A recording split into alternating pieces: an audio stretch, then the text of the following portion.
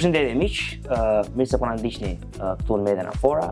Sot në episodin e 4 të podcastit Diskuto do të flasim mbi dezinformimin arsimor dhe sfidat që ka arsimi shqiptar, dhe për të diskutuar mbi këtë temë kaq të rëndësishme, unë kam ftuar pedagogun e njohur si dhe ekspertin e çështjeve arsimore, Taulant Mukën, për të diskutuar mbi këtë temë. Taulant, falenderoj shumë që ke gjetur kohën për të bërë pjesë të këtij episodi. Faleminderit për ftesën e me shumë kënaqësi për të diskutuar problemet e arsimit. Tematika shumë të rëndësishme në fakt që duhet diskutuar, sepse siç edhe unë dhe ti e di mjaft mirë, një popull nuk mund të shkojë përpara pa arsim. Një shoqëri nuk mund do të ecë përpara pa arsim cilësor. Kështu që pyetja e parë në fakt që unë do doja të shtroj ka të bëjë me akreditimin e universiteteve, që ne e dimë mjaft temë shumë e rëndësishme. Shohim shumë universitete Taulant private në Shqipëri, të cilat pretendojnë se kanë akreditim të huaj, pra akreditim amerikan, universitet britanik, italian, francez, çfarë duash ti.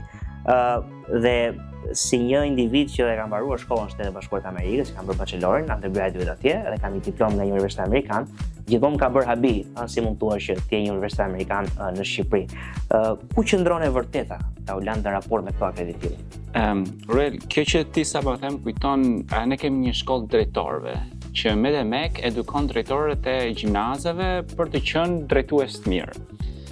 Dhe këta për të dhënë vlerë vetes, ta që jemi të akredituar nga një board amerikan. Dhe ti kur shikoje boardin amerikan, ishte një organizat spam. Pra që përdorej emri amerikan për t'i dhënë vlerë një gjë që ndoshta nuk ka vlerë. Dhe pak a shumë kjo është historia e përgjithshme. Pra gjithë kjo që vjen veshja e institucioneve arsimore me brendet huaj, amerikan, anglez, italian, gjerman, jepi çfarë do lloj emri, vjen nga fakti i problemit të inferioriteti që ne kemi si popull.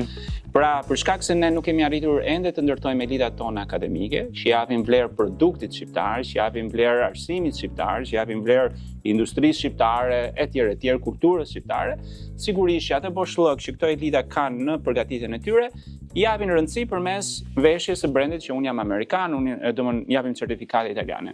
Nuk ka asnjë siguri për këto akreditime si rasti që unë përmenda. Kjo për shkak sepse në radh parë kur je institucion arsimor në Shqipëri, përfshirë i lartë, ti duhet të akreditohesh nga bordi i akreditimit shqiptar. Pra, ti funksionon në Shqipëri. Rrjedhimisht, në qoftë se bordi i akreditimit shqiptar do ishte e njohur nga instanca ndërkombëtare, për shembull nga bordi i akreditimit evropian, atëherë mund kishte një mundësi që këto të njiheshin edhe përtej Shqipërisë. Në moment që ne flasim, Askali apo bordi i akreditimit në Shqipëri nuk është pjesë e bordeve si thua si motra në Europë apo gjikundi që të njësohen diplomat. Dhe këtë ka përmendur edhe bordi i jashtëm i akreditimit, mos gaboj shtator apo tetor, kur bën raportin për gjendjen që kanë universitetet, ku thanë një nga detyrat që ne duhet kemi është pikërisht që të futemi në këtë bord. Që për shembull Kosova e ka arritur. Ne jemi shumë larg atij standardit në momentin që flasim, diplomat shqiptare nuk njihen, edhe kjo është një vërtet absolute. Sigurisht që ka një dy përjashtime për shembull siç është Kolegji i Evropës. Kolegji i Evropës ka ardhur me një ligj special nga shteti shqiptar. Pra Parlamenti shqiptar ka bashkuar votat dhe i ka dhënë një status të veçantë që thjesht ne po japim territorin hapësirën, por nuk ka asnjë detyrim të akreditohet sepse diploma jepet nga institucioni që është si thua headquarters, pra qendra që është Belgjika, pra në Bashkimin Evropian. Po bëhet fjalë për një kolegj me 100 studentë. Dhe kjo në pas lidhet me gjithë çështjen e desinformimit dhe rolit që shteti ka në kontrollin e cilësisë në arsim. Shteti shqiptar ka hequr dorë.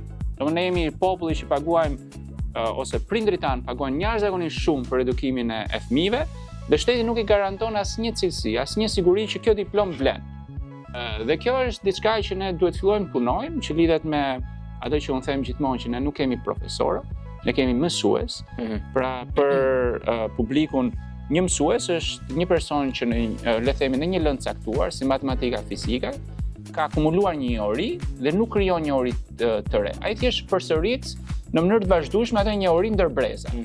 Profesori është diçka që ka krijuar një njohuri në atë fushë, pra në matematikë, ka dalë me një teori të re, ka dalë me një zhvillim shkencor dhe edukon mësuesit e të ardhmes, le të themi, ose edukon matematicianët e të ardhmes në fushat shkencore gjithashtu. Pra ka bërë diçka, ka krijuar shkencë, ka bërë edhe inovacion në shumë raste. Ne të gjithë në 90% e rasteve profesorët i kemi nivel mësuesi. Pra, nëse do ekzistonte një sistem i drejtë, të gjithë 90% e këtyre që ne kemi profesor faktikisht duhet ishin mësues nëpër gjimnaze. Se kemi edhe mangësi me mësuesit dhe këtë duhet bëjmë na mungojmë, sepse mësuesit na bën profesora, edukatorët na bën mësues, ne kemi prishur gjithë zinxhirin e vlerave. Dhe kjo ka bërë këtë orientimin drejt tregut jashtëm. Pra, meqense ne nuk kemi ose nuk ndërtojmë si shtet, nuk vlerësojmë taftin, nuk ndërtojmë shkencëtarin shqiptar, hajde se na me dhe me japim diplomat tuaja, që t'i veshim vetes një vlerë që nuk e kemi. Që t'japësh për shembull unë gjoj lloj, për shembull, gjoj universitete private që thonë japim diplomat të Universitetit London School of Economics. Po, t'merr. Po që t'japësh diplomat London School of Economics duhet kesh profesor të atij niveli, ndërkohë që rektori i atij universiteti nuk i gjendet doktoratura. A kupton, është pa publikime, edhe rredimisht ti s'mund kurse si t'japësh diplomat të atij standardi kur ti ke një kiosk universitare, në sensin një godinë që nuk ke një kampus universitar që fillon aja. Dhe kjo është situash debati që ne duhet kemi shoqërinë. Ne jemi shteti që për numër banorësh kemi numrin më të lartë të universiteteve në Europë, ndoshta edhe më tej. Ne kemi 40 universitete. Besoj nuk kemi më shumë se 2 milion banorë tani që ne flasim në Shqipëri. Dhe ajo që është çmenduria është që 70% e këtyre universiteteve janë private. Edhe kjo ka prishur komplet tregun e vlerës në shoqërinë shqiptare. Dhe të ndërtosh universitet fort për shkak sepse shumë universitete shesin diploma, ka bërë që edhe konkurenca t'ulet, pra llogaridhënia t'ulet. Dhe kjo është ajo që do fillojmë. Po këtë ne e shohim çdo gjë. Ti shiko t'jap një shembull tjetër nga shëndetësia që unë e njoh. Mund të kesh një spital privat që i vë emrin gjerman ose amerikan. Dhe të kesh spitalin shqiptar, të gjithë dynden ndaj këtij spitali që ka emrin gjerman apo amerikan. Ndërkohë që të njëjtët njerëz, të njëjtët mjek punojnë edhe ky shteti. Po thjesht me demek se ka gjerman dhe amerikan. Brendimi pra është shumë i rëndësishëm. Pikërisht pra, por nuk është se ka cilësi më të mirë. Nuk është se të ofron përveç se mureve ndoshta, që t'i ofron më të mira, janë të njëjtët mjek. Njëjtët mjek që punojnë atje, njëjtët mjek punojnë këtu. Të dy spitalet nuk kanë protokoll. Pra me ty mund bëjnë çfarë duan. Por tek pjesa se the shumë gjëra interesante në fakt me cilat me shumicën ndërmuese të tyre unë bie dakord. Kjo pjesa e arsimit, përveç çështjes së pjesa akreditimit, që ti e përmende për shkak të faktit që bordi i akreditimit shqiptar nuk ka akreditim nga Evropa, nuk ka fuqi, nuk ka tagrin të bëjë njësi me diplomash dhe gjëra të tilla. Edhe në aspektin e PR-it të universiteteve është në një mënyrë shumë e gënjeshtërt të thuash që një diplomë ke një X universitet është e barabartë, nuk thon as nuk ka ngjashmëri ose ka program ose ka lënë nga universiteti, po thonë është e barabartë, është si të marrësh një diplomë nga Universiteti i Londrës. Dhe ne si njerëz të dalë ditur ti padyshim jeni në fushën e arsimit, unë patjetër jam shkolluar jashtë, tim që ETT aja është kampusi. Pra një tezg universitare krahasuar me një kampus gjigant 200-300 vjeçar, nuk mund dot të prodhojnë të njëjtën diplomë. Pra këtu është problemi, është çështja e PR-it, pra që marketingu është shkelje e ligjit që ti të bësh marketing gabuar për diçka që po shet. Për më tepër dhe tjetër bazë, të shumë dakord për çka është stafi. I keni parë ju në këto reklama të thojë që ne kemi këtë profesor filan me arritje akademike, jo. Ata mbajnë gjithmonë bazë faktit që është e huaj. Ndërkohë që stafi akademik është me nivel me përgatitje shumë minimale, që s'ka fare lidhje me standardet që ka universitetet ndërkombëtare. Ne sikur se ne kemi nivel mësuesi. Pra nuk dhe madje mësues që kanë falsifikuar, se kanë kopjuar, kanë mashtruar, janë kopjac. Pra kanë marrë titujt përmes kopimit. Dhe tjetër që do thoya Taulant, po ka ajo sepse përmendë pjesën e pedagogut përballë mësuese, një dallim shumë interesant që visolle për publikun tonë. Dhe jam shumë dakord me këtë pjesë dhe nga ana tjetër ajo që un kam parë edhe nga koha që mbajmë në gjimnazin në Shqipëri është që ne nuk prodhojmë edukator, pra njerëz që janë të formuar në aspektin qytetar, që të kërkojnë të krijojnë qytetar të angazhuar, të nxjerrin qytetar të angazhuar në tregun e punës dhe në shoqëri. Ne kemi ca teknicien që janë ndoshta të mirë në ca gjëra, po flas për mësuesit e gjimnazeve, por që unë mund të t'jap raste pafund të dhunës verbale, fizike që përkashim nxënësve në gjimnaz nuk vjen nga nxënësit e tjerë, vjen nga mësuesët. Tani ai kur dhunohet, kur i griset fetoria, nga një mësues fizike, ignorant, çfarë pret ti, do ti si shoqëri nuk mund të presësh që ai student të dalë njëri informuar, dalë një qytetar i butë, do dalë njëri i ashpër, pra është problem. Patjetër. Po Ruel, unë gjithmonë them që problemi fillon nga koka, nga truri. Truri është në universitete. Truri është ai që përgatit mësues të rinj. Truri është ai që përgatit politikat arsimore për arsimin para universitar. Truri është ai që vlerëson nëse politika arsimore është në rrugën e dur apo jo dhe krijon politika të reja apo si thua ndërhyrje inovative për ta përmirësuar atë gjë. Pra, nëse flasim për sistemin para universitar, Departamenti i Edukimit në Universitetin e Tiranës, Departamenti i Edukimit në Universitetin e Elbasanit, në Universitetin e Shkodrës, krijojnë politikat dhe përgatisin kuadrat për rajonet ku veprojnë. Problemi është kur ky truri është nuk është në gjendje që duhet të ishte, pra kur është si thua i dëmtuar, rrjedhimisht gjithçka do shkojë në mënyrë jo si duhet të ishte. Është pak a shumë kompjuterat nuk dallojnë nga njëri tjetri për sa të bukur duken, se ne fokusohemi te makjazhi. Po kur përmend një kompjuter të aftë, thuaj që ka këtë parametre, proceson kaq shpejt, një njëjta gjë është edhe me arsimin. Dhe ne si shoqëri nuk kemi arritur të ndërtojmë universitet. Ne sot për sot kemi gjimnaze që japin diploma universitare. Dhe në moment që ne do fillojmë të ndërtojmë universitet, nuk them që ndryshimi do jetë i menjëhershëm, por do shkojmë drejt një ndryshimi që do duket brenda 10 apo 20 viteve. Dhe këtë politika shqiptare nuk e ka bërë. Dhe unë e them gjithmonë, politika shqiptare ka gjetur kohën të bëjnë pakt për një kolegj të huaj që është kolegji evropian. Kanë gjetur kohën të bëjnë pakt, pra të bashkojnë votat për një universitet huaj që është universitet spanjoll. Kanë bërë votat bashkë për të çuar Edi Ramën te bordi i paqes, si PS-ja PD-ja. Nuk bëjnë bashkë votat për të ndryshuar shtyllat për të vënë kriteret në arsim. Pra, për të vënë disa kritere të forta për ndërtuar të paktën një universitet cilësor. Që Amerika ka mira universitete. Por aman, nëse ti ke mbaruar në Harvard, ke mbaruar në Stanford apo në disa universitete tjera, nuk e konkuron kurkush atë diplomë. Ivy League pra. Po, ne sot na mungon një universitet i tillë. Universiteti i Tiranës që duhet kishte atë rol është në mënyrë të vazhdueshme në 35 vite demokraci është goditur. Janë shkëputur nga zëmra vet fakultetet që janë bërë universitete, siç është Universiteti i Mjekësisë, Universiteti Politekniku, kanë qenë bashkë, Universiteti i Sporteve ka qenë brenda Universitetit të Tiranës. E dyta janë katapultuar në pozicione profesorë dhe shefa departamentesh njerëz të lidhur me politikën dhe jo për shkak të arritjeve akademike. Dhe kanë bërë që universiteti ulet në renditje ndërkombëtare. Dhe kjo bën që ne jo vetëm të ulim cilësinë në arsim, pra përjedhoj të rinë largohen për të marrë një edukim më të mirë, se kemi 40 universitete, por numri i studentëve ka rënë në mënyrë të vazhdueshme. Tani ti shikosh universitete private po shkojnë drejt tregut aziatik, se nuk ka më njeriu shqiptar nuk e ha më gënjeshtrën. Pse do pagosh ti 5.000 euro që ka një diplomë bachelor në Shqipëri në vit, kur Gjermania të ofron falas. Kostot e jetesës janë bërë të barabarta me Tiranën, dhe rrjedhimisht një njeri i aftë thotë pse duhet të riu këtu unë kur s'kam asnjë garanci, nuk e di jam i njëjtë apo s'më njëjtë diploma. Ka dhe më shumë mundësi pune në kur kam më shumë mundësi, më hap edhe në një treg ndërkombëtar, marr dhe pasaportën brenda atyre 5 viteve dhe bëj investimin tamam. Dhe kjo është ajo që ne duhet të ndryshojmë. Ne duhet fillojmë ose politika shqiptare, se unë e ti nuk i kemi votat, unë e ti mund të bëjmë presionin publik për të treguar se si duhet bërë ndryshimi, por politika shqiptare ka pushtetin. Dhe politika shqiptare ende nuk ka gjetur, si thua, përgjegjësinë, që unë e them përgjegjësi historike, për t'i dhënë shoqërisë shqiptare një mundësi për ndërtuar intelektualin shqiptar, shkencëtarin shqiptar që është i barabartë me shoqëritë europiane. Këta profesor thjesht marrin rroga, pra shpërdorin paranë publike se nuk janë në gjendje nuk i njeh kurkush.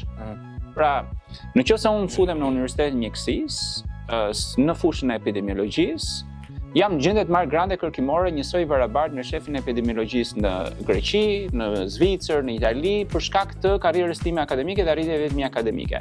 Pra, jo vetëm që shteti shqiptar më jep rrogën, por unë ja kthej edhe disa herë më shumë mbrapsht. Ndërkohë që këta nuk i njeh kurkush. Ne paguajmë 2.000-3.000 euro profesor, dekan, rektor, pa shkencë, që vetëm shpërdorojnë paranë publike, që nuk janë në gjendje të thithin 100 miliona euro që janë në dispozicion shoqërisë shqiptare nga Bashkimi Evropian, ndërkohë që në vend që të marrim pra të mos ndërtojmë, ku digjon, 3 milion euro propagandë, ti hedhin për të marrë të kthejmë trurin shqiptar. Por kjo Taulant the shumë gjëra me shumë vlerë dhe në një bisedë tjetër që ne kemi bërë jashtë ambienti, me sa më mund të thënë që ka nevojë për një pakt kombëtar për arsimin dhe pakti kombëtar sigurisht që do të jetë i gjithanshëm, do të përfshirë dhe kulturën dhe shoqërinë, por do të nisë nga politika, do të nisë nga elitat politike të një vendi. Nga ana tjetër, ajo që më vëre për ta pak a shumë për ta mbyllur këtë pyetje për kaluar këtë tjetër, apo që është konsiderat që duhet ta jap, mendoj që ne si shoqëri kemi qejf të bëjmë gjithmonë sikur. Duhet të rikthehem prap pjesës së kampusit, se ajo më ngacmon shumë me të drejtën, sepse estetika është shumë e rëndësishme si duket një universitet, se ajo të fton në ambiente. Edhe ti përmend Universitetin e Harvardi padyshim është gjithë shkolla e Ivy League më prestigjioze në botë dhe kanë prodhuar edhe vjen prodhojnë elitat e botës, por po të shohësh kampusin e Harvardit, nuk ka shumë diferencë nga kampusi i Concordias apo kampusi i një universiteti shtetëror në Shtetet Amerikanë, sepse shteti atje, por edhe donatorë privat kanë investuar që standardet të paktën estetike të kampuseve të mëdha me gjelbrim, me hapësira, me gjithë atje në një lloj. Pastaj sigurisht që aty kanë diferenca, profesorët, brumi studentëve që shkojnë 3 ditë atje etj. Por estetika shumë e rëndësishme dhe nëse ti thua po ofron një diplomë britanike apo franceze apo dhe amerikane dhe ndërkohë ti ke një tezë, ke një X godinë, se shumica universitetet, këto 40 universitete të gjitha kështu janë, me nga 1 godinë, nga 2 godina. Ai s'mund të jetë universitet, është një gjimnaz patjetër që jep diploma universitare, po këtë e them në vazhdën e premisës që ne kemi qejf të bëjmë sikur si shoqëri, pra nuk duam kur të punojmë për të arritur standardet. Kemi qejf të bëjmë sikur. I arrim me mendje, me PR, po me punë reale që të shkojmë realisht ka ai standard nuk e bëjmë dot. Ky është problemi. Jam shumë dakord, por shoqëria shqiptare ka treguar që e do arsimin cilësor. Sigurisht ndryshe prindrit tanë nuk do paguanin shumë më shumë se sa si thua prindrit europian. Nga xhepi i tyre, pra kur shteti nuk i përgjigj, paguajnë për edukimin e fëmijëve.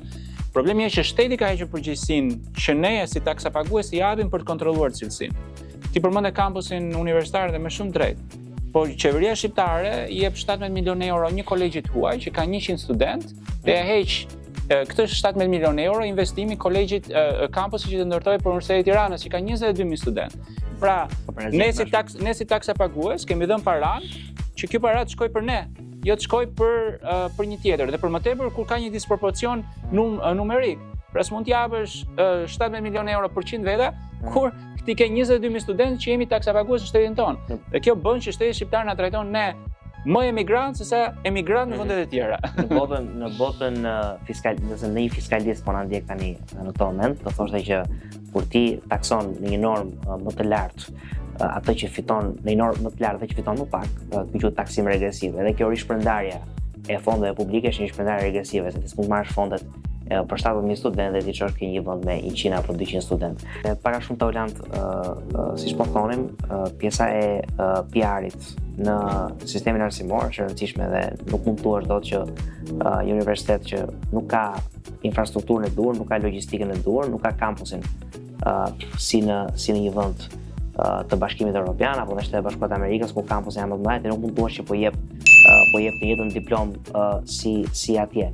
Megjithatë, pyetja tjetër që unë kisha në fakt ka të bëjë me penetrimin e faktorëve të huaj, sepse sigurisht që arsimi ndërvepron me fushat e tjera, nuk operon, nuk është një sistem i mbyllur, pra dhe edhe pjesa e sigurisë ndërthuar me arsimin dhe ne dimë më që si në media dhe në gazetari dhe në bizneset e tjera, në arsim ka tentativa të faktorëve si puna e Rusisë, Kinës dhe Iranit për ndërhyrë me bursa, me studime, me ndikime të këtij lloji. A është ky problem real në sistemin arsimor shqiptar? Ruel, duhet kuptuar që influencat e huaja do kanë ekzistuar dhe ekzistojnë dhe do vazhdojnë të ekzistojnë. Shoqëritë ekzistojnë për shkak të pakteve që bëjnë me si thua shtetet huaja. Problemi është si e përdorim ne këtë influencë për të mirën tonë dhe këtu është aty ku ne çalojmë. Se folëm të inferioriteti, problemi është që politikanët tanë apo elitat tanë zakonisht e përdorin këtë për të marrë kapitale politik, por pa kuptuar që këto ndikojnë keq për shoqërinë shqiptare. Ti shikon se çfarë po ndodh, ndoshta edhe nuk është fusha ime kjo gjë, po ti po shikon çfarë po ndodh edhe me gjeopolitikën sot. Pra partneritetet po ndryshojnë. Shiko konfliktin Europë-Amerikë, që ishte një partneritet shumë i ngushtë. Shqipëria është një shtet shumë i vogël, është nga kapitali ekonomik ka një lagje në Bazel që nuk janë asnjë nivela që banojnë, edhe ka një GDP që ka gati 30 apo 40 herë më të lartë se sa Shqipëria. Pra, ne jemi një vend shumë i vogël, pavarësisht se ne mendjet tona e konsiderojmë një vend shumë të madh për shkak të dashurisë për vendin. Problemi është që ne si e përdorim këtë influencuar për të mirën tonë publike dhe këtë është ku ne çarlojmë kjo për shkak të mungesës së elitave. Unë marr rastin e Kolegjit të Evropës që e njoh shumë mirë. Pra, Kolegji i Evropës është një investim për shembull europian, që shumë mirë bën, shumë mirë që na vjen, sepse është edhe prestigjioz në fushën e vet. Po ne kishim një institut europian të Universitetit të Tiranës. Praktikisht ne po investojmë në një kolegj që konkuron diplomën shqiptare dhe parat nuk po i hedhim tek diplomat tona, po i hedhim te diplomat e huaj. Të njëjtën gjë mund të bëjmë me shumë të tjerë, më kupton? Dhe kjo është si thua roli që shoqëria shqiptare duhet ketë. Unë nuk i njoh me thënë drejtën shumë këtë pjesë, se sa janë influencat e huaja, pasi nuk është roli im.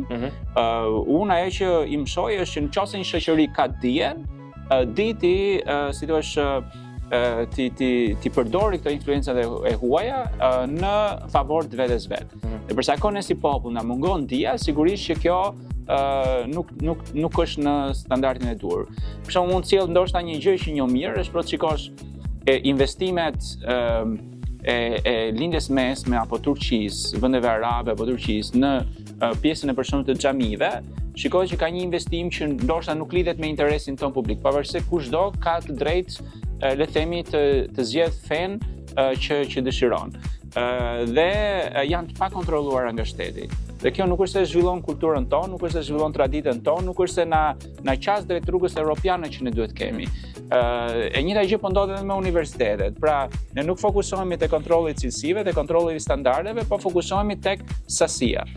Dhe kjo është ajo që ne duhet të ndryshojmë. Dhe arsyeja pse një farë mënyrë ta bëra si pyetje është sepse ka të bëjë fakt me kulturën, sepse pavarësisht se mund ta bëjmë debatin çfarë kulture kanë shqiptarët dhe cilët qytetërimi përkasin, është e qartë mendoj unë që Shqipëria e ka të ardhmen në Bashkimin Evropian. Patjetër. Dhe adherimin e kërkon në perëndim, pra do të bëhet pjesë e qytetërimit perëndimor dhe të adoptojë ato standarde më sa mundet të qytetërimit perëndimor. Dhe në aspektin kulturor, ku ti ke fondacione ruse, apo fondacione kineze në universitete, apo fondacione iraniane, kultura që janë diktatoriale, që janë jo demokratike, ku pakicat nuk trajtohen mirë, çfarë mund të mësoj një shqiptar, një student shqiptar nga këto kultura? Prandaj shtrohet pyetja, një prej arsyeve pse ka ndoshta edhe rrezik për sigurinë kombëtare. Ka të bëjë një farë mënyrë dëmton kulturën e atij vendi dhe injekton një set të ri vlerash. Dhe prandaj arsimi është kaq i rëndësishëm për ta. Por shumë e vërtetë ajo që ti thua, dhe kjo më kthen atje tek ajo të dia. Ti shikon për shembull, ne jemi populli që sipas të dhënave të fundit shkencore me gjuhën më të vjetër në Europë. Ne kemi pasur këtu në Durrës, dhe Universiteti i Durrësit bën shumë pak për ta kuptuar dhe promovuar një universitet në vitet 1350-1380, kur ndërkohë Europa s'kishte universitete fare, më kishte 1-2 universitete. Pra tregon për një shoqëri që nuk ka qenë pak e zhvilluar. Se në moment që universitetet nuk ekzistonin si koncept, si është e mundur që në Durrës ka qenë një universiteti Durrahum, që sot Universiteti i Kroacisë, pra u zhvendos për shkak të ardhjes turqëve, u zhvendos në Kroaci dhe në faqen zyrtare ata e thonë shumë qartë që ky është universiteti që është themeluar në Durrës. Pra e mbrojnë ata, tash jemi ndodhur rrugë problem. Dhe ne nuk bëjmë asgjë, po kjo ndodh për shkak sepse ne kemi kokën e akademikëve, kemi njerëz pa shkencë, pra kryetarin e Akademisë Shkencave kemi pa shkencë, nuk i gjen doktoratura. Dhe si ai dhe shokët e vet. Kur doli studimi që gjuha shqipe mund të jetë ndër më të vjetrat në Europë, kur doli edhe studimi tjetër që te liçeni në Pogradec mund të jetë një nga, si thua, të dhënat për qytetërimet më të hershme në Europë, këta ngritën thonë ne nuk jemi, ne nuk e pranojmë këtë gjë, ne nuk jemi, këto janë shpikje, këto janë trillime, këto janë. Pra, ti e kupton që këtu ka një influencë, unë nuk e di të kujt shteti, përveç se ignorancës, që ndikon në këto si thua disinformime për të kuptuar vlerën që ne kemi. Dhe është e vërtetë që rruga jonë europiane, por rruga europiane do të thotë standard. Ne duhet fokusohemi te standardi. Zvicra nuk është në Bashkimin Evropian, por ka standard, dhe është më i fuqishëm, më lart se Europa. Dhe kjo është debati. mua më intereson ndërtoj standardin. Kur kam ndërtuar standardin, di unë se unë si shtet jam gjendje të kuptoj kush më vlen dhe kush më vlen. Dhe zgjedh rrugën që më përshtatet më mirë në rrugtimin tim në kohra të ndryshme. Dhe kjo është debati që ne duhet kemi në shoqëri. Unë kam kritikuar Lea Ypin për një gjë, për mënyrën se si ka ngritur ose vlerëson intelektin e Enver Hoxhës përmes shëthemeve në kafe të gjyshit që nuk e ka takuar asnjëherë dhe nuk merret me, si thua, të dhëna zyrtare që tregojnë që ai nuk ka mbaruar asnjëherë, nuk e mbaroi dot shkollën në Francë. Dhe u kthye këtu me idenë që kam qenë intelektual. Po ndërkohë thot një gjë shumë të drejtë, se është një profesoresh në pjesën e politikës përfshirë dhe europiane që thotë që ne duhet fokusohemi te standardi. Mua më intereson a krijojmë ne standarde si shtet. A krijojmë universitete të mira, një prokurori të mirë, një gjykat të mirë, një ekonomi të fuqishme dhe pastaj domosdoshmërisht vjen nuk e pse ti lutesh bes, ti je i fuqishëm vetë. Kjo shumë më ngacmoi kjo pjesa e standardit sepse edhe ka shumë vlerë, dhe është absolutisht argument shumë i drejtë, sepse para se ti të thuash që jam evropian dhe dua të bëhem pjesë e Bashkimit Evropian, ti duhet në radhë parë një herë të adoptosh standardet evropiane në çdo gjë. Pra të krijosh standardet të jetesës, të organizimit urban, të sistemit arsimor, kështu që unë bie shumë dakord me ty dhe siç në një farë mënyrë shumë të drejtë ti shkove prapë ke dia, unë do të rikthehem prapë tek ajo bërja sikur, sepse prapë jemi në vazhdim të bërë sikur. Kur ti do të bësh sikur, ti nuk i adopton do standardet se ti nuk do standardet, ti do të mirat që vinë nga asociimi i vendit tënd me ato standarde. Në momentin kur ti do të bësh në ato standarde, ti fokusin nuk e ke më ke BE-ja, se do ta kesh. E ke standardet e BE-s, ose ke standardet e Shtetit Bashkuar Perëndimit në përgjithësi. Tani se përmende në fakt pjesën e se u përmend Lea Ypi, në fakt lidhet me pyetjen tjetër që un kam. Kur bëhet fjalë për ideologjitë e ndryshme, se ne dimë mirë që edhe sigurisht ne jemi shoqëri para ideologjike, para politike, nuk ka një ndikim të madh të ideologjisë në shoqërinë shqiptare, por sigurisht që universiteti është ka qenë gjithmonë në fakt i kapur nga një krah i politikës ideologjike e majta.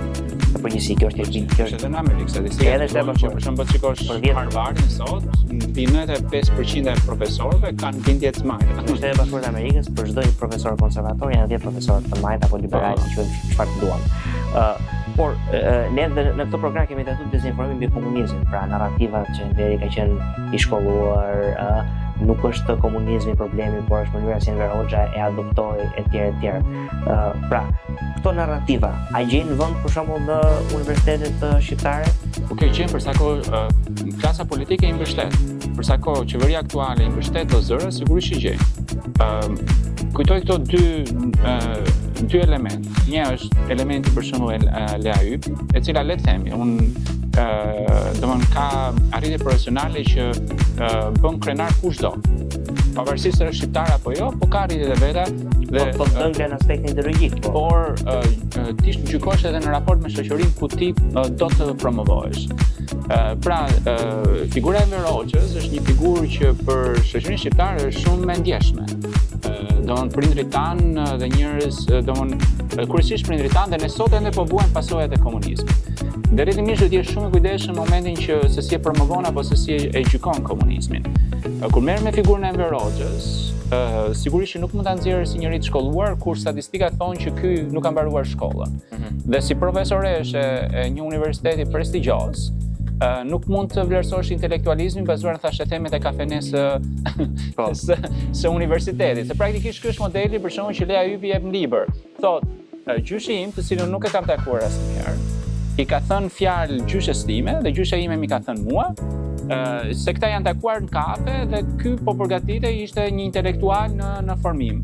Ndërkohë që për gjërat e tjera ka parë arkivat dhe këtë element nuk po do të arkivës, domethënë që tashmë është një e ditur publike që Enver Hoxha i është ndërprer bursa për shkak se nuk kalon te provimet, pra nuk e mbaroi dot shkollën. Ignorant, po ka qenë ignorant. Si dhe është modeli aktual i shoqërisë shqiptare. Sa njerëz janë përmendur në politikën shqiptare që kanë ardhur të parësimuar. Shikoj, ne kemi një kryeministër që vetë ish kryeminist i parë thoshte që shiste ikonat vjedhura të bën kryeministër. Pra ai promovonte vetveten që unë në Paris apo në Francë, kam bërë ekspozita ku dëgjon çfarë bën fushën e vet, ndërkohë që ish kryeministri thonë ka marrë me thonjë pa prerë edhe shiste ikonat vjetura. Po kështu kemi për shembull kryetarin e Bashkisë Tiranës ose ky që është akoma fuqi po që është këtu në burg, që pretendon që ka diplomë universitare ndërkohë që diplomat e veta janë pavul, si thuaç të mirë. Pra dhe ti si profesoresh që je moralit politik, po më tepër që je akademike, nuk mund ta heqësh këtë element. Dhe tjetra është edhe riformatimi që kemi bërë Vilës së Enverit. Si mund ta kthesh në një ambient arti dhe të si thua shkrimtarisë artistike, por aty janë marrë vendimet më të errta të shoqërisë shqiptare. Sigurisht. Aty do ishte një muze për treguar shoqërisë shqiptare se çfarë ndodh kur vendos diktator. Problemi është që demokracia ka qenë aq shumë e keqe dhe e paaftë, sa shumë veta tashmë kanë nostalgji për Enverin. Për shkak sepse në vitet para Enverit ne kishim trena, ne kishim industri. Sot nuk ka asnjë gjë për shkak të kësaj demokracie shkatruese që ka sjellë për shqiptarët. Por kjo, si thua, dobësi që ne kemi për momentin nuk duhet ta lejojë kurse si që ne ta krijojmë këtë nostalgji. Dhe elitat akademike kanë këtë rol. Dhe kjo nuk duhet bëhet asnjëherë, si thua, nuk duhet lejuar që të përdoret, si thua, imazhi një profesoreshe, pozicioni politik i një profesoreshe për të krijuar një vizion të ri apo disa profesorë për krijuar një vizion të ri mbi një figurë që gjithmonë historia duhet ta gjykojë drejt në kontekstin të izolimit shoqëror që i dha Shqipërisë, shkatrimit të klasës intelektuale, pasojat e cilave ne sot ende po i ndjejmë. Dhe të murtajës ideologjike që ai përfaqësonte. Patjetër. Një prej gjërave, pra, ajo që unë do të thoya është që patjetër që komunizmi në Shqipëri është relativizuar, revizuar nga kjo klasë politike se ti ke shumë njerëz që janë sigurimsa, ose kanë tesera partie në xhep. Por nga ana tjetër, ai që ne shohim në universitetet perëndimore për shembull, dhe e kam diskutuar edhe me të tjerë këtë gjë, kanë një mënyrë një lloj nuk mund ta quaj nostalgjia sa nuk e kanë provuar marksizmin si ideologji të provuar, por ka një lloj filie ndaj marksizmit, ndaj socializmit, që ti e sheh ndoshta edhe me profesoreshën që përmendën fjalë faktin që ai jep mësim në një universitet prestigjioz, pra qytetëria perëndimor është ndërtuar nga kapitalizmi, është ndërtuar nga liria e individit, nuk është ndërtuar nga kolektivizmi. Pra, më shumë në aspektin e ideologjisë, se komunizmi ka ikur, po ideologjisë marksiste apo socialiste. A e shet përhapet në universitetet shqiptare? Ruel, unë nuk jam i fushës edhe sigurisht nuk mund të gjykoj, se nuk jam si thua studiues i fushës politike. Edhe kur përmenda zonjën si thua profesoreshën në YPI, e gjykova në raport me Shqipërinë, por nuk e gjykoj dot në fushën e vet ku ajo edukon apo vepron, sepse nuk jam i fushës. Këtu duhet një person, si thua, i shkencave politike për të bërë një gjykim të tillë. Unë për shembull, në rastin e zonjës Sypi e gjykoj në raport me rolin e saj në bordin e akreditimit, që ka qenë në bord akreditimi në Shqipëri për mandatin 4 vjeçar dhe ka ndërzuar kioskat universitare. Nga ana tjetër ngre figurën intelektuale të Enver Hoxhës, pasi financohet nga shteti shqiptar, ai libër promovohet dhe shoqëritë e tjera perceptojnë, krijojnë dhe perceptime mbi Shqipërinë mbi atë libër, dhe kjo është diçka që unë nuk jam dakord. Pastaj në raport me kurrikulat apo se çfarë promovohet apo se çfarë ndodh në universitetet shqiptare, unë nuk jam në gjendje të them. Ti them që politika dhe universitetet duhet jenë dy gjëra të ndara. Unë shikoj për shembull kryetar partish edhe të rejash janë edhe në universitet, po janë edhe në parti. Kjo gjë nuk ndodh. Në shumicën, unë nuk di që në universitetet e botës një profesor apo një drejtues departamenti që ka një parti politike dhe të jetë në universitet. Këto nuk është e mërshme. Dhe përdor studentët si filiza ideologjik për... Po jo vetëm ai, ti ke të shumicën, ti ke dekan rektor. Unë kur dhash dorë heqën si zëvendësministër, bëj një takim letrar artistik, nuk e mbaj mend, tek 15 Kaçi, dhe vajta në sensin për që ishte një konkurs nga Universiteti Bujqësor. Dhe rektori, dekani, sot rektori i Universitetit Bujqësor, atëherë bënte propagandë për PD-n. Domthonë ne ishim aty për një konkurs, ai thoshte të votojmë Partinë Demokratike dhe unë u çova. Dhe unë u çova. Sapo kisha dhënë dorëheqjen, ishte edhe ish kryetari i PD-s Luzin Pasha. Ku e ke këtë model? Dhe me ligj profesori dhe pedagogu nuk mund të jetë në një parti politike ndërkohë që ushtron detyrën.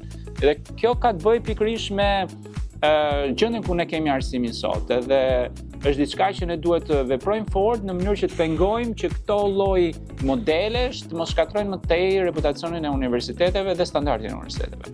Jam shumë dakord me ty dhe në raport me këtë të fundit, sepse më ngacmoi pak mendim kjo pjesa e përdorimit politik pra partizan të ambienteve të universiteteve, të shkollave publike etj.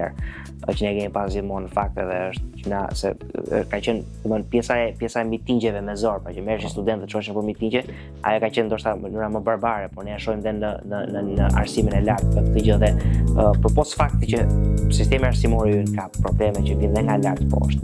Unë mendoj që ne si shoqëri kemi problem me të kuptuarin e rregullit të ligjit, se tjetër që ka një ligj për të punë. Pra ne nuk e kuptojmë për shkak pse duhet që një pedagog apo një dekan apo një rektor pse duhet që ai mos të bëjë propagandë politike. Nuk e kuptojmë rëndësinë shoqërore të kësaj. Dhe prandaj nuk e zbatojmë. Se për shembull, nëse ti e kupton rëndësinë e diçka, e kupton që do ketë impakt mbi fëmijën tënde e vlerëson këtë gjë, ti nuk e lë gjallë botë pa kaluar këtë, ti e adreson ligjërisht të gjitha. Por njerëzit këtu nuk e shohin kështu pra. Ti vetë ke ardhur nga një model arsimor amerikan. Dhe fakti që ke qenë pjesë e këtij modelit amerikan ka sjellë formimin tënd sot. Pra, ai model amerikan ka mësuar që universiteti është i pavarur, që universiteti është për ndërtuar dhe formuar në mënyrë kritike, që universiteti nuk është një ambient elektoral, dhe rrjedhimisht ti ke një tjetër lloj çanse dhe një tjetër formimi dhe një lloj tjetër standardi, që është standardi që duhet të ishte europian-amerikan. Problemi është që të rinjt shqiptar vënë auditore dhe përballen me këtë lloj modeli. Dhe rrjedhimisht në fund fare dalin me këtë lloj edukimi. Dhe kjo është pengesa e madhe që këta kanë krijuar për shoqërinë shqiptare. Domthon këta të gjithë klasa politike në 35 vite ka parë universitetin dhe arsimin përgjithësi si kapital politik. Pra, njerëz për të rekrutuar për mitingje, për të marrë në parti, apo edhe për të marrë fonde të caktuara me qëllim që t'i kalojnë në kapet pushtetit. Dhe kjo është ndryshimi që ne dhe duhet të flasim shumë. Sepse sot të rinjt kanë zgjedhur, ne prandaj kemi këtë largim masiv të rinjve. Kemi largim masiv të rinjve sepse nuk po pranojnë më këtë model, sepse sot ka një mundësi tjetër që është ikja jashtë, është më e lehtë. Dhe në rast se ne nuk fillojmë të ndryshojmë trajtimin, sigurisht që rruga do jetë e gabuar. Pra ne duhet ndërtojmë atë që tham, standardin. Pra, zyra juaj vetë këtu ka bërë një standard për shembull me arkeologjinë, që u vlerësua nga standardi europian. Kjo për shkak sepse shefja e departamentit të arkeologjisë nuk përdor standardin shkencor për vlerësimin e arkeologjisë shqiptare. Edhe kjo është, si thua, po të ekzistonte që ne kishim elite akademike, rrjedhimisht shumë prej këtyre ndërtimeve që shikon sot Durrës nuk do ishin ndërtuar, sepse vlera shikohet tek e shkuar. Ne nëse nuk dim të shkuarën, nuk mund ta jetojmë nuk mund ta gëzojmë të tashmen dhe nuk mund ta jetojmë të ardhmen. Dhe këtu duhet të fillojë ndryshimi. Edhe një prej gjërave më interesante kur vjen puna ke politika publike dhe ke ndryshimi shoqëror është se sa shumë variabla ka. Por ajo që unë po kuptoj nga kjo bisedë edhe e kam ditur në fakt më riforcohet nga kjo bisedë është që arsimi është kryesor. Patjetër. Arsimi është kryesor, pra nëse ti nuk i shkollon njerëzit në mënyrën e dur, ti do prodhosh një sër probleme shoqërore, kulturore, politike që sjellin pastaj tek ato probleme që ne flasim, pra korrupsioni i lartë dhe largimi i njerëzve, që janë dy problemet themelore të Shqipërisë. Ti për shkak të arsimit, se arsimi sjell etikën profesionale, sjell disiplinën në punë, nuk është vetëm formimi, si thua, profesional, por është etika. Është edhe të kuptosh vizionin, të kesh një vizion të caktuar. Ti je shteti që sot ke pasigurinë më të lartë ushqimore. Ke pasigurinë më të lartë në shëndetësi. Pra paguar shumë, po nuk merr. Ke pasigurinë në arsim. Ne kemi ndoshta nga një jurist në çdo familje, po kemi probleme më të mëdha me korrupsionin. Po të ishin formuar këta jurist shumë të mirë, nuk do ishim këtë gjendje që ne jemi sot. Dhe kjo, si thua, masivizimi i tregut të arsimit, pra hajde rëndësi ka të kesh diplomë, s'ka rëndësi se ku çfarë mëson, ka sjellë disekuilibrat midis të aftit dhe të paaftit. Në sensin ne kemi vlerësuar, pra kemi paguar këtë personin që nuk ka përgatitur, të aftin ka marrë vadiçe dhe është larguar. Dhe kjo është, si thua, situata.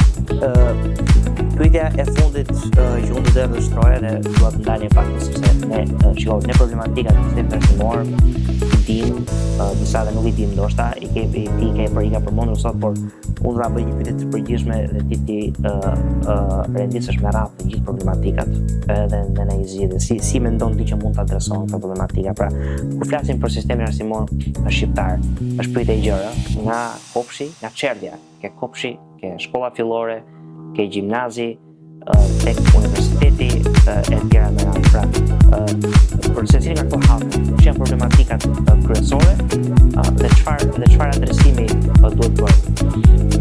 Ruel, unë gjithmonë them, sikur se e përmenda në fillim, që ndryshimet do të fillojnë nga koka.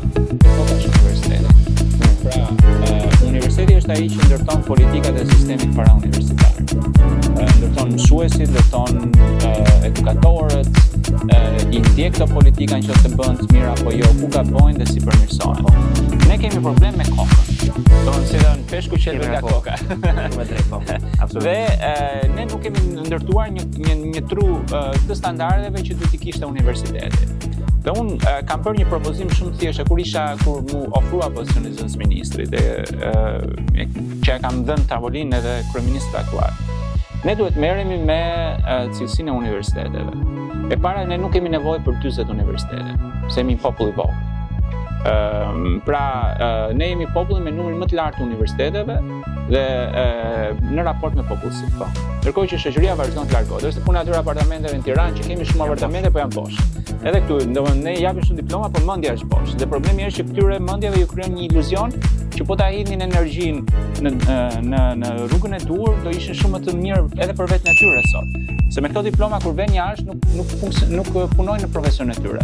Fillojnë profesione që s'kan lidhje fare me atë diplomë që I ka përgatitur, dhe as me nivelin e punës që diplomi ka përgatitur. Dhe kjo ka të bëjë, unë them atë që është fillimisht rithemellimi I Universitetit të Tiranës, që është universiteti në cilin ka dalë të gjithë. Do 90% e shoqërisë shqiptare, diplomat I ka dhe ato profesor që kanë dalë nga universitetet tjera, I kanë marrë diplomat të Universitetit të Tiranës. Për një grup akademikësh shqiptar të përgatitur, jo e tuaj, se ne kemi ta marrim tuaj. Pse çka ka unë e marr gjë, se kem kompleks inferioriteti, unë do në sensin kam përgatitjet e mia, kam standardet tim, ai I huaj nuk e do vendin tim shumë se sa unë, edhe ti bashkë. Të presh shumë të vogël se do të marrësh, po vetëm për këtë pjesën e huajve, unë pata kam shkruar diçka parazakohet në raport me këtë fiksimin që edhe kompanitë shqiptare kanë në CEO të huaj. Pra, dhe një CEO dhe politike shumë shqiptar që kanë punuar gjithë jetën vetë në Shqipëri, kanë investuar këtë fond dhe që meritojnë të drejtojnë dhe nuk u jepet mundësia se vjen një nga Italia apo vjen një nga Greqia dhe bëhet problemi I inferioritetit. Kompleks inferioritetit. Po sepse vjen nga mungesa e dijes. Dhe pastaj bëj një grup, pra një komision, merri shefet e departamentet, pra kokat, edhe shikoj, I meritojnë atë vend që I kanë apo jo? A kanë publikim, a kanë doktoratur, a kanë grande ose edhe ata që nuk e meritojnë I largohen, hap konkurse. Ti sot ke jo vetëm përgatitur në Shqipëri, por ke shumë të përgatitur shqiptar që ke shpenzuar zero para. Don shteti shqiptar për formimin tënd, për formimin tim akademik ka paguar zero. Ti nuk e je shkuar me lekët e taksapaguesve shqiptar në Amerikë. Jo. Pikërisht pra. Tani, në vend që ty shteti shqiptar të marrë se ke një formim më të mirë dhe të fusin në institucione përkatëse për të nxitur si thua fushën përkatëse, çfarë bën pengesa? Me shkonte QSHA-ja dhe rri merresh 1-2 vite të qendra shërbimi për të njësuar fillimisht diplomën që e ke marrë nga një institucione më të mira se sa Shqipëria. Dhe ti hap konkurset, I bëj fto gjithë dhe shqiptarët jashtë, ndërkohë që pagon 2.000 euro një profesor sot pa shkencë, që është kopjat, që ka falsifikuar, ka mashtruar, rrite pak rrogën dhe 3.000 dhe 4.000 euro, se ti ky s'po të sjell asgjë të re, madje po të shkatron çdo potencial që ke. Dhe ky personi që të vjen nga jashtë me atë kapitalin intelektual shkencor që ka, konkuron njësoj, pra nuk ndihet inferior ndaj profesorit serb, ndaj profesorit grek, ndaj profesorit italian për të marrë fonde europiane. Madje krijonte një rrjet, pra që ai studenti doktoraturës apo ai studenti master të bëjë eksperjenca në këto universitete. Dhe kjo më pas, ky shefi I departamentit në moment që vendoset I sakt, merret vetëm me departamentin, s'ke nevojë fare të merresh ti. Sa I vendos standardin dhe shikon standardi krijon standardin dhe krijon dhe konkurrencën. Ne kemi vrarë konkurrencën.